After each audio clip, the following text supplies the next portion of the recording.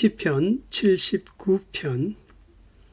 주의 긍휼하심으로 주의 이름의 영광을 위하여 우리를 도우시며. 한자에 보면은 이열치열, 영어로 한다면은 fight fire with fire, 열로서 열을 다스린다는 말이 있습니다. 서양 문화에는 잘 이해가 되지 않는 생소한 이론입니다. 더우면 시원한 것을 먹어야 되는데 어떻게 더 뜨거운 것을 먹을 수 있는가? 그러나 더운 여름에 내 몸 바깥보다 더 뜨겁게 만들어서 시원함을 느끼게 한다는 것은 지혜로운 생각인 것 같습니다. 그런데 신앙에 있어서도 이열치열이 필요합니다. 다시 말하면 불과 같은 시련이 올 때 그 어려움을 견뎌낼 수 있는 신앙의 불을 마음에 갖는다는 것입니다. 과거에 미국 서부 지역에 금을 캐러 가는 사람들이 많이 있었습니다. 그런데 한 번은 밤에 어떤 나쁜 이들이 와서 잠자고 있는 사람들의 주위에 원을 그리며 불을 놓았습니다. 그때 사람들은 불에 타지 않으려고 야단인데 한 노인이 이렇게 외쳤습니다. 당신이 서 있는 자리에 불을 놓으시오. 그러자 사람들은 이해할 수가 없었습니다. 불이 났으면 불을 꺼야지 무슨 불을 또 놓는가.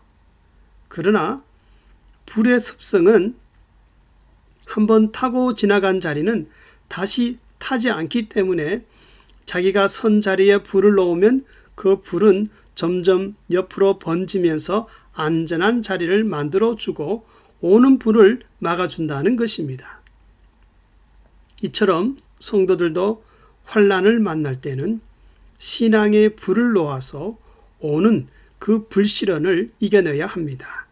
본 시편에서는 역사적으로 이스라엘이 바벨론 침공으로 완전히 패망하여서 백성들은 죽고 포로가 되었다고 말씀합니다. 그리고 성전이 무너지고 폐허가 되어버렸습니다.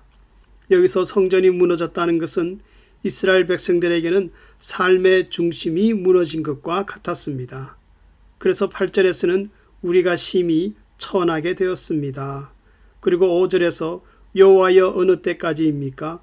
영원히 노하시겠습니까? 하는 말씀을 볼 때 환난이 오랫동안 지속되고 있었음을 알 수가 있습니다.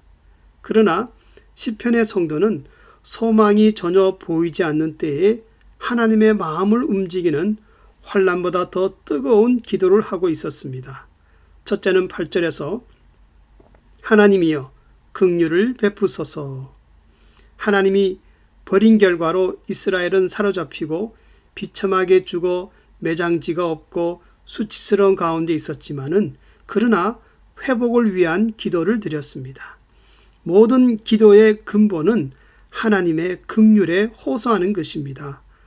성경에는 하나님의 긍휼을 호소하는 인생의 모습을 이렇게 표현하고 있습니다. 아브라함은 공중에 날리는 티끌과 같은 자입니다.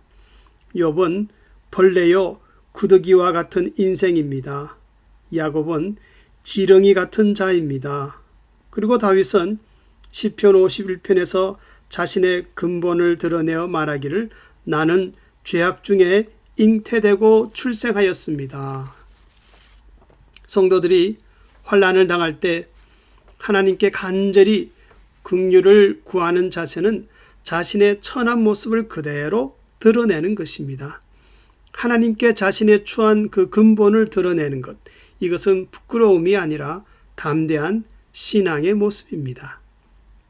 그리고 문제 해결을 위한 첫걸음입니다. 다시 말하면 하나님의 긍휼은 낮아진 자에게 임한다는 것입니다. 둘째는 9절에서 주의 의가 나타나도록 주의 이름을 위하여 응답하소서. 하나님께 불붙는 신앙을 갖고 기도할 수 있는 또 하나의 자세는 환난 날에 하나님의 이름을 의지한다는 것입니다. 그래서 1절과 2절에서 주의 기업, 주의 성전, 주의 종들, 주의 성도들 모두가 다 주님의 것이라는 말씀은 하나님의 이름을 의지하는 하나님께 속한 존재들이라는 뜻입니다. 다시 말하면 성도들의 삶은 사나 죽으나 무슨 일을 만나든지 하나님의 이름을 의지하여 인생의 모든 일을 대면한다는 것입니다. 그러므로 주의 이름이란 모든 성도들에게 신앙의 기초가 되는 이름입니다. 그리고 시편의 성도가 이스라엘의 패망보다 더 마음에 탄식하는 것은 하나님의 영광, 곧 주의 이름이 땅에 떨어진 것이었습니다. 그래서 이스라엘의 회복을 위하여 기도하면서 곧바로 원수들의 심판을 말하였는데 저희 품에 7배나 갚으소서. 이것은 하나님의 이름을 멸시한 그들에게 대한 인간적인 분노가 아니라 거룩한 분노였습니다.